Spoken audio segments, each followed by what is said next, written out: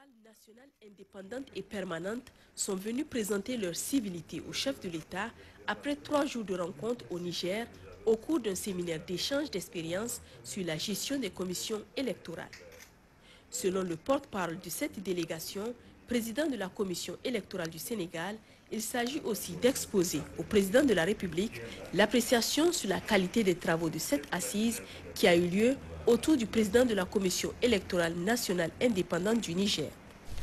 Cela nous a également permis, entre nous, d'échanger nos différentes expériences qui sont des expériences particulières parce que chacun a une façon de faire.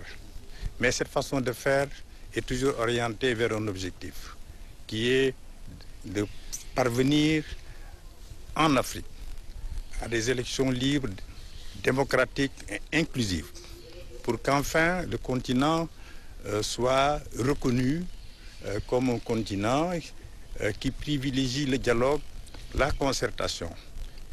Aujourd'hui, nous avons démontré que nous pouvons nous parler. Nous nous sommes parlés.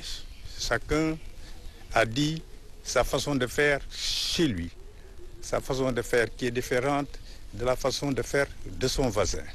Mais toutes les façons de faire concourent vers un seul objectif, le renforcement de la démocratie par des élections qui ne sont pas toujours des élections contestables, parce qu'il n'y a aucune élection parfaite, mais qui ne sont pas des élections violentes.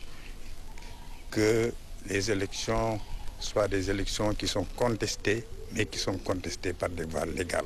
Nous venons de quitter un homme sincère, dont l'engagement ne se dément jamais et qui montre chaque fois qu'il y a des problèmes qui sont préoccupants, une volonté d'agir.